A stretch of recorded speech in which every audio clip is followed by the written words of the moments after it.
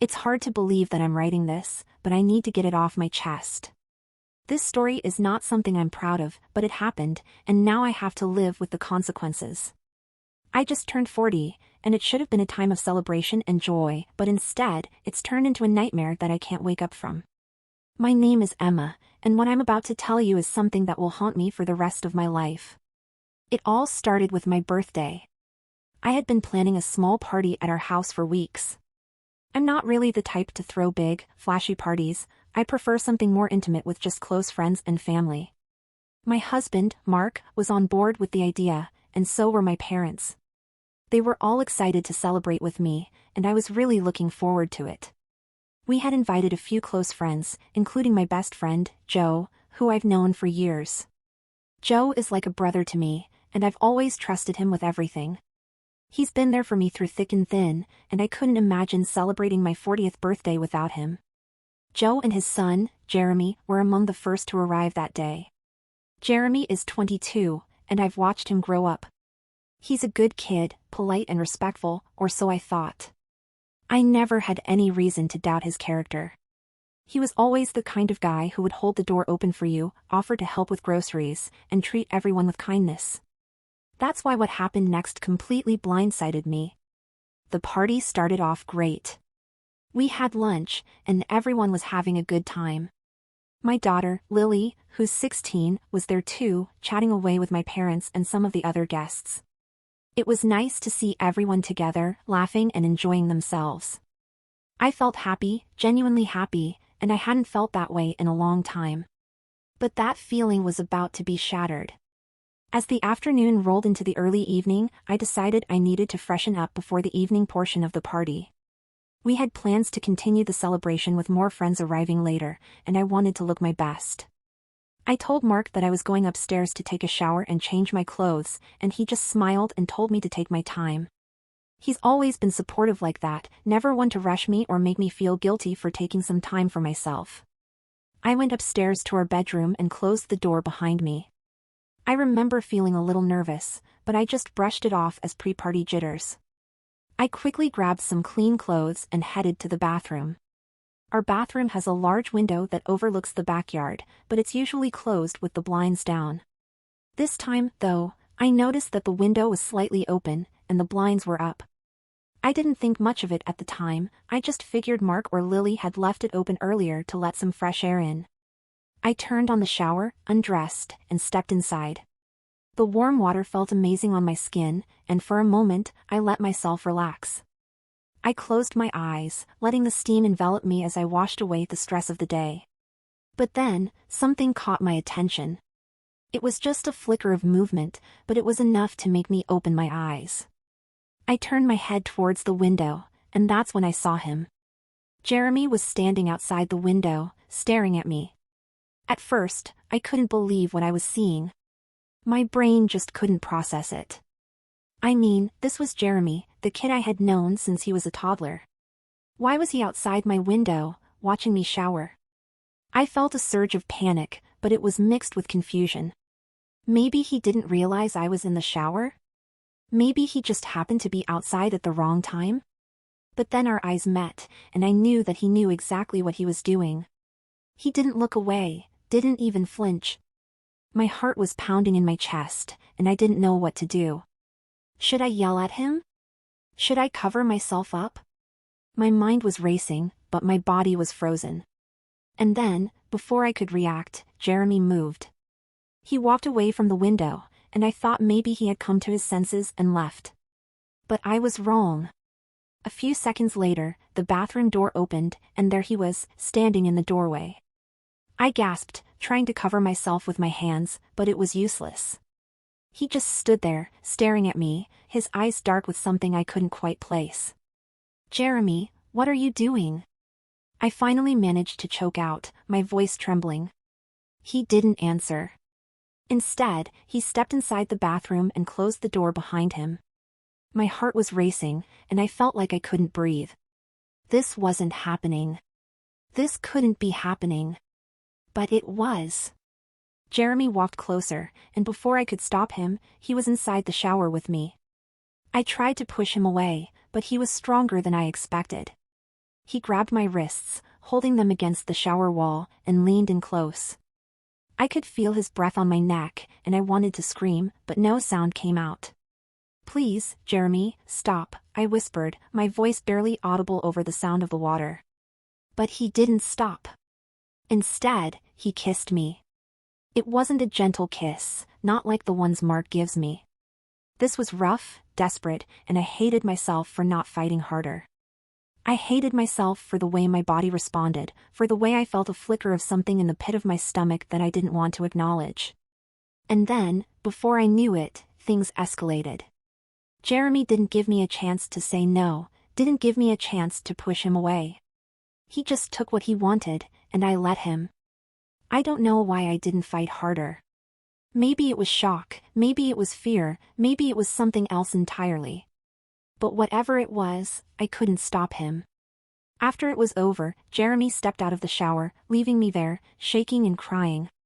He didn't say a word, didn't apologize, didn't show any sign of remorse. He just grabbed a towel, wrapped it around himself, and walked out of the bathroom as if nothing had happened. I stood there for what felt like hours, trying to process what had just happened. My mind was a whirlwind of emotions: shock, disgust, shame, guilt. I felt like I was going to be sick. How could I let this happen? How could I have been so weak? But there was no time to dwell on it. I had a party to get back to. I quickly dried myself off, got dressed, and tried to compose myself. I didn't want anyone to know what had just happened. I didn't want to ruin my birthday, didn't want to ruin the party, didn't want to ruin my life. So I plastered a smile on my face and went back downstairs. Mark was there, greeting some of the new arrivals, and he smiled when he saw me. "There you are, babe. You look beautiful," he said, kissing me on the cheek. I forced a smile and thanked him, but inside, I felt like I was falling apart. I glanced around the room and saw Jeremy standing with Joe, chatting and laughing like everything was normal. How could he act so normal after what he had just done? How could he pretend like nothing had happened? The rest of the evening was a blur. I went through the motions, trying to keep up appearances, but my mind was elsewhere. Every time I saw Jeremy, my stomach turned. I wanted to scream, to tell someone what had happened, but I couldn't. How could I? What would people think? What would Mark think? What would Joe think? As the night wore on, I started to feel a little more in control. Maybe it was the wine, or maybe it was just the exhaustion, but I began to convince myself that I could move past this. That I could forget about it and pretend it never happened. After all, it was just a mistake, a horrible, awful mistake, but a mistake nonetheless. But then, later that night, after everyone had gone home and the house was quiet, Jeremy came to my room. I was sitting on the bed, trying to relax, when I heard a knock on the door. My heart skipped a beat, and I prayed it wasn't who I thought it was. But when the door opened and Jeremy walked in, I knew I was in trouble. "Jeremy, you can't be here," I said, trying to keep my voice steady. But he didn't listen. He closed the door behind him and walked over to the bed.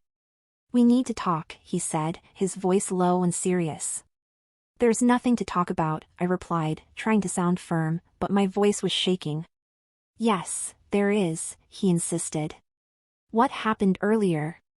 It meant something. I know you felt it too." My heart was racing again, and I felt like I was going to be sick. "No, Jeremy, it didn't mean anything. It was a mistake, a horrible mistake.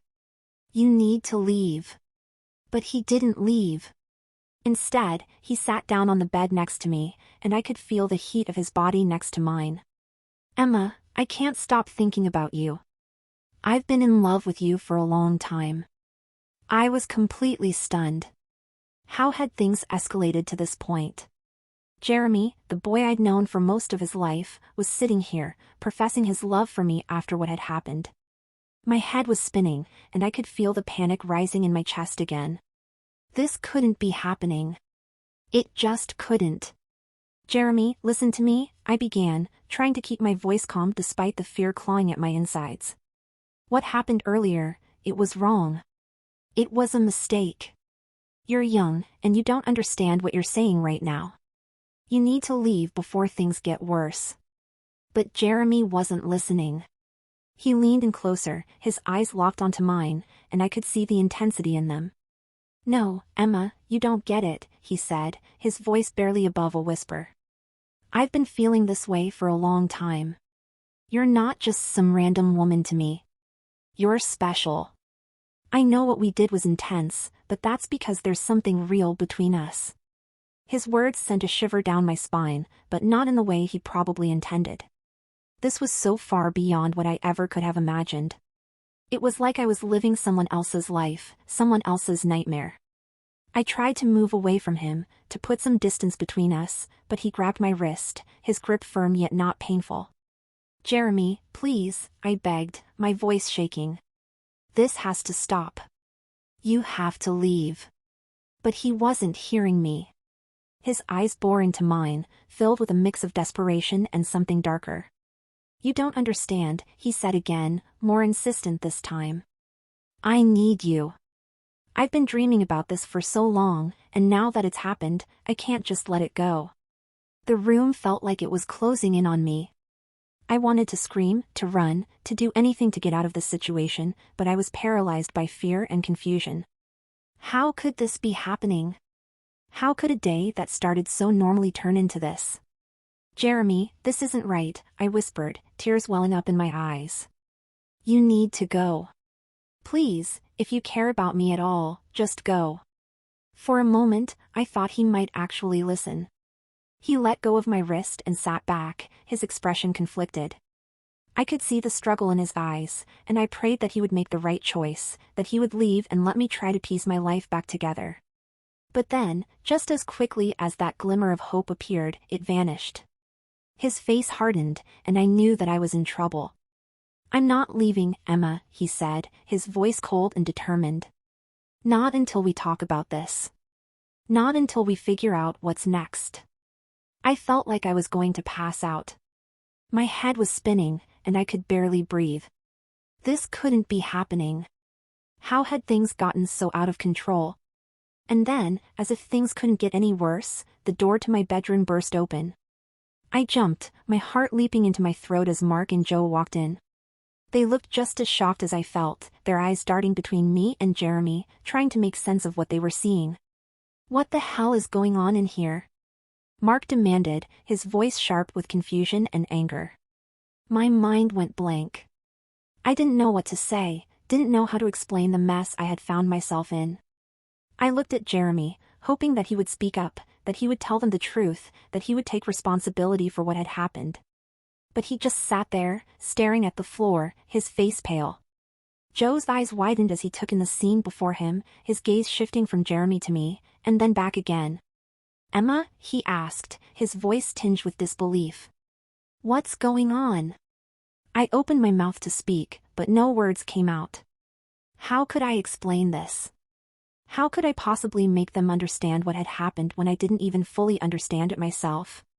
Mark's expression turned from confusion to anger as the seconds ticked by with no one saying anything. Emma, he said again, his voice low and dangerous. What the hell is going on? I felt the tears start to fall, and I tried to wipe them away, but it was no use. I'm so sorry, I finally managed to choke out, my voice trembling. I didn't mean for any of this to happen. I'm so sorry. Mark's face twisted in anger and hurt, and he took a step back, as if he couldn't bear to be near me. Joe, on the other hand, looked at Jeremy, his expression one of shock and betrayal. Jeremy, is this true? Joe asked, his voice filled with a mix of disbelief and anger. Did you do this? Jeremy finally looked up, his face a mask of guilt and shame. Dad, I'm sorry, he mumbled, his voice barely audible.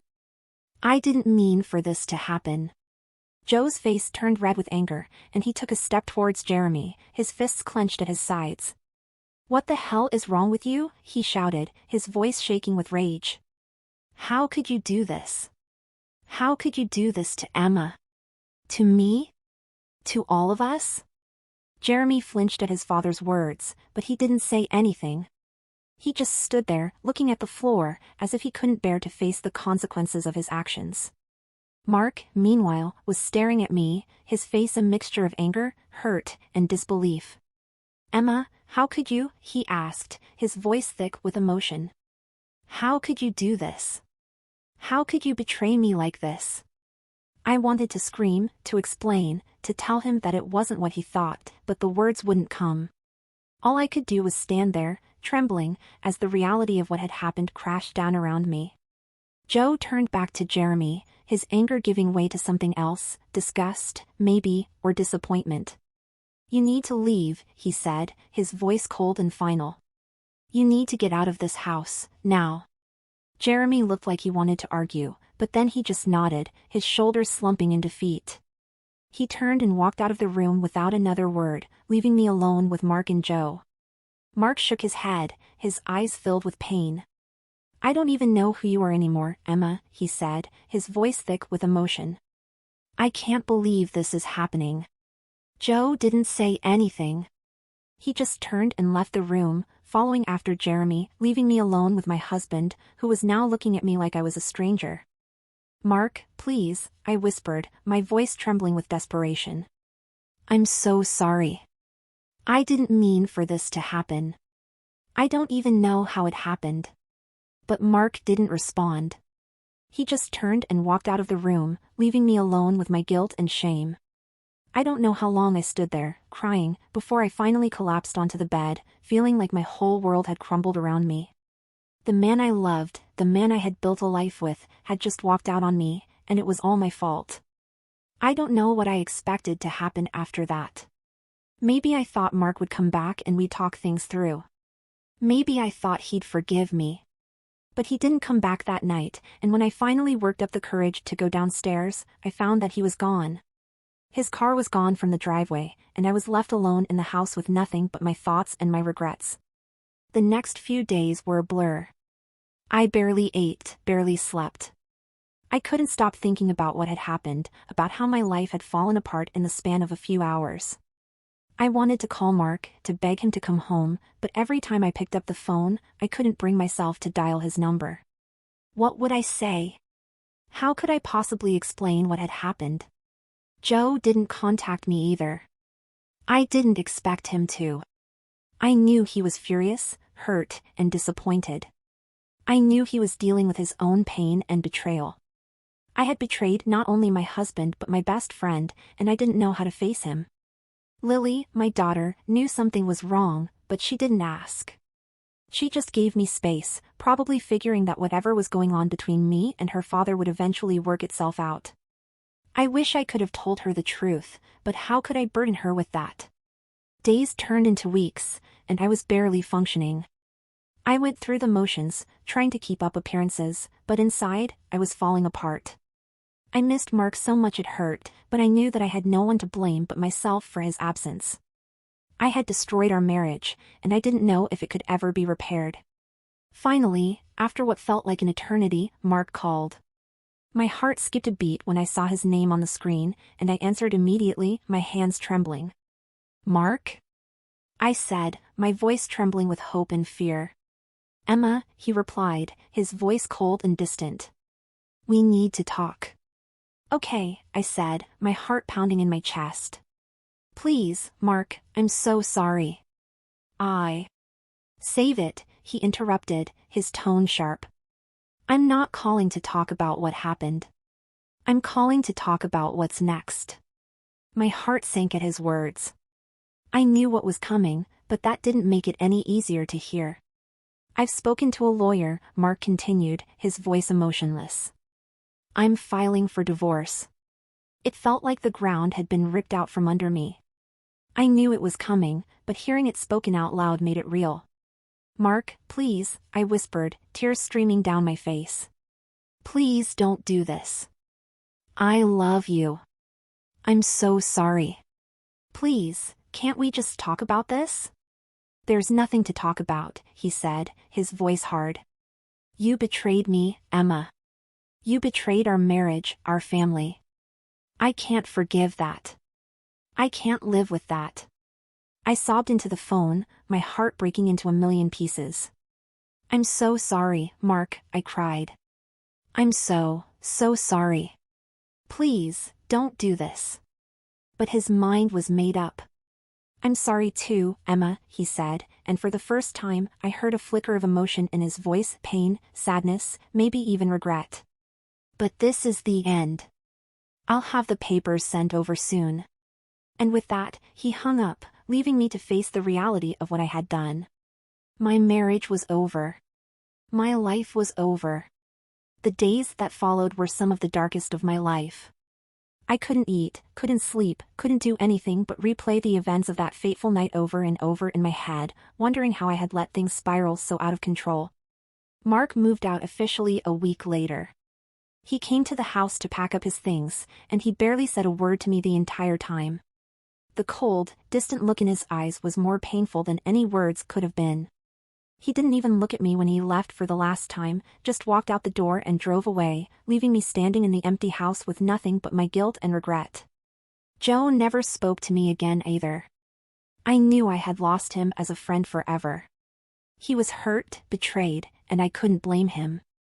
I had ruined everything, and I had no one to blame but myself.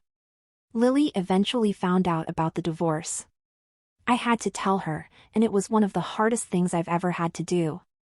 She was devastated, confused, and angry. She wanted to know why, but I couldn't bring myself to tell her the truth. I just told her that her father and I had grown apart, that sometimes marriages just don't work out. It was a lie, but I couldn't bear to tell her the real reason, couldn't bear to see the disappointment in her eyes. The divorce was finalized a few months later. Mark got the house, and I moved into a small apartment nearby. It wasn't much, but it was all I could afford after everything. I didn't fight him on any of it. I knew I didn't deserve anything after what I had done. Life went on, but it was never the same. I was a shell of the person I used to be, haunted by the choices I had made, by the life I had destroyed. I thought about Mark every day, about what we had lost, about the life we could have had if I hadn't been so weak, so foolish. As for Jeremy, I never saw him again. I don't know where he went or what became of him. Part of me is glad for that. I don't think I could bear to face him after everything that happened. I'm writing this now because I need to get it off my chest. I need to confess, even if it's just to strangers on the internet, because the guilt is eating me alive. I made a terrible mistake, and I've paid the price for it. I lost everything that mattered to me, and I know that I have no one to blame but myself. This isn't a story with a happy ending.